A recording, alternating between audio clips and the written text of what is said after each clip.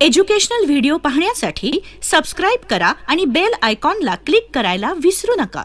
तो देखते हैं अब मोड कैसे निकाला जाता है। मोड बेसिकली होता है, फॉर एग्जांपल अगर क्रिकेट मैच के अंदर बहुत सारे सिक्सेस मारे गए हैं बहुत सारी बॉल्स में, तो मैक्सिमम नंबर ऑफ बॉल्स में मैक्सिमम वो कौन से नंबर ऑफ रन है जो कई बार निकाले गए हैं, सबसे ज्यादा बार निकाले गए हैं, वो बेसिकली होता है मोड।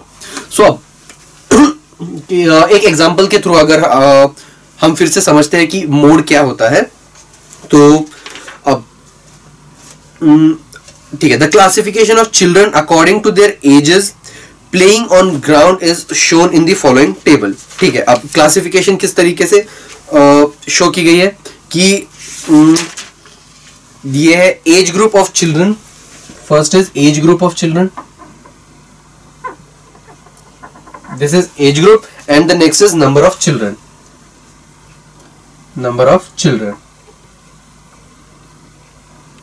ओके, अब 6 to 8, 8 to 10, 6 to 8, 8 to 10, 10 to 12, 12 to 14, and then 14 to 16। ये है हमारे एज ग्रुप। और नंबर ऑफ चिल्ड्रन उनमें है 43, 58, 70, 42, 43, 58, 70, 42 and 27 and 27। अब ये है नंबर ऑफ चिल्ड्रन इस एज ग्रुप में। मुझे इसका मोड पता करना है, मुझे find the mode of ages of the children, कि मुझे पता करना है कि मोड क्या है एजेस ऑफ चिल्ड्रन का। अब मोड का एक स्पेसिफिक फॉर्मूला होता है, mode is equal to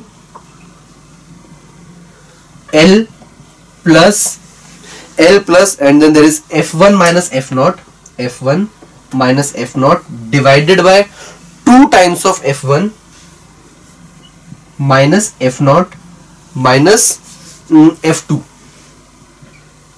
this into H। अब इसके अंदर भी अलग अलग हर टर्म की डेफिनेशन होती है।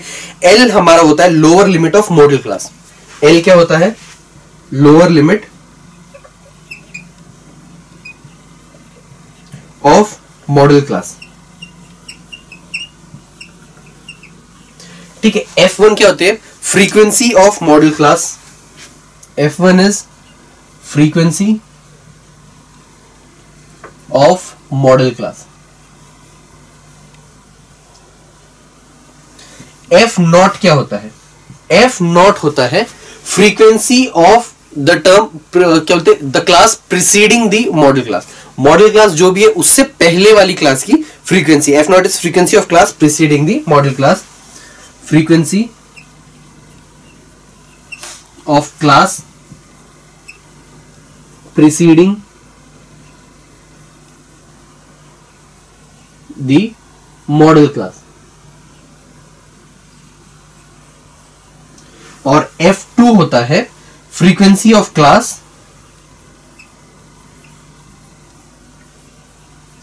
exceeding the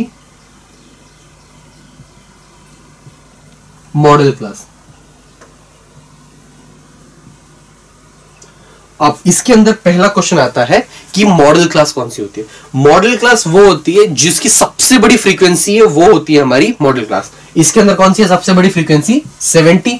so this is my modal class. So अब वो है मेरी मॉडल क्लास, मतलब कि मेरा उस मॉडल क्लास की फ्रीक्वेंसी कितनी हो जाएगी? सो मतलब कि F0 वो कितना हो जाएगा? F0 हमारा F1 होता है मॉडल क्लास की फ्रीक्वेंसी। सो F1 होती है frequency of modal class, isn't it? तो F1 कितना है मेरे पास? 70। F0 क्या होता है? Frequency of class preceding the modal class. Modal class से पहले वाली क्लास की फ्रीक्वेंसी कितनी है? 58। So this is equal to 58। F2 क्या होता है? Frequency of class exceeding the modal class, मतलब कि उसके अगली क्लास की, मतलब कि 42। अब ये हो गई इसकी फ्रीक्वेंसीज। अब L क्या होता है? Lower limit of modal class. ये मॉडल क्लास है, इसका लोअर लिमिट कितना हुआ? 10। सो मतलब कि मेरे L की वैल्यू कितनी आई? 10। और is there anything else that I need to know? H क्या होता है हमारे पास? H होता है class interval of modal class. So modal class का इंटरवल कितना हुआ? 12 माइनस 10 कितना हो गया? 2। So H is equal to 2। अब इन वैल्यूज को मैं इस फॉर्मूले में सब्स्टिट्यूट करता हूं। So let's see what answer will I get. So अब इसी तरीके से हम हमेशा सबसे पहले मॉडल क्लास फाइंड आउट करते हैं और उसके बाद देखते हैं बाकी चीजें। एक बार मॉडल क्लास पता चल गया तो बाकी सारी चीजें अपने आप पता चल जाती है। सो अब इसके अंदर अगर मैं वैल्यू पुट करूं तो ये कितना हो जाएगा, L मतलब कि 10 plus F1 is 70 minus F0 कितना है 58 divided by 2 times of F1 मतलब कि 140 minus F0 means minus 58 minus F2 मतलब कि माइनस 42 इंटू H कितना है मेरे पास 2। सो अब ये हो जाएगा 10 प्लस 70 माइनस 58 कितना होगा, that is 12 divided by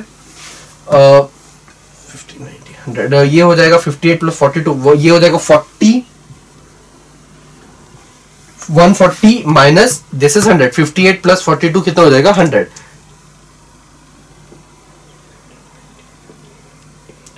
So 110 sorry this would be equal to 140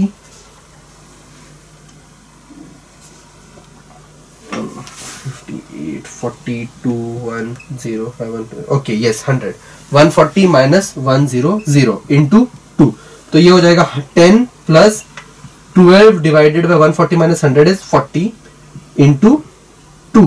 अब इसको करेंगे तो ये हो जाएगा 20 तो ये हो जाएगा 6/10 तो ये हो जाएगा 10 प्लस 6/10 इज 0.6 0.6 प्लस 10 कितना हो जाता है 10.6। तो इसकी वैल्यू हमारे पास आ रही है 10.6। So 10.6 is the mode of the number of children in this age group. ठीक है, सो हमको क्या फाइंड आउट करना था, find the mode of ages of the children. So maximum number of age जो चिल्ड्रन की है वो कितनी है, दैट इज 10.6। इस तरीके से हमको सिर्फ एक चीज करनी होती है, क्या, सिर्फ इन अननोन्स की वैल्यूज को पुट करो और उसके बाद इस फॉर्मूले के अंदर उनको पुट करके direct we can find out the answer of such questions. एक क्वेश्चन देखते हैं इसी टाइप का, ताकि so that if there is any kind of doubt in your mind तो it can get cleared. Okay तो फिर अब लेट्स सी क्वेश्चन में हमसे क्या पूछा गया, find out the following frequency distribution table shows the classification of number of vehicles and volume of petrol filled in them. ठीक है, मतलब इसमें हमको क्या गिवन है कि जो नंबर ऑफ व्हीकल्स है और कितनी number of vehicle on an average कितना पेट्रोल भरवाती है अपने अंदर, हमको वो देखना है। तो अब पहला है हमारे पास पेट्रोल फील्ड, मतलब कि okay petrol filled and number of vehicles, petrol filled and there is number of vehicles। okay, अब पेट्रोल कितना फिल किया गया, 1 to 3 litres and then 4 to 6 7 to 9 4 to 6 7 to 9 and then 10 to 12 and 13 to 15 10 to 12 and then 13 to 15। Okay, number of vehicles कितनी है, 33 40 27 33 40 27 and then 18 and 12 18 and 12। अब इसके अंदर अगर पहली चीज देखी जाए तो सबसे पहले ये जो है this is not continuous class. क्यों, यहाँ का upper limit is not equal to next class का लोअर लिमिट है, क्या नहीं है, मतलब ये कंटिन्यूअस क्लास नहीं, इसको हमको कंटिन्यूअस करना पड़ेगा। सो हमको गिवन क्लास कितना है, given class 1 to 3 4 to 6 7 to 9 10 to 12 and then 13 to 15। हम क्या करते हैं, कंटिन्यूअस में इसको कन्वर्ट करते हैं, कंटिन्यूअस क्लास।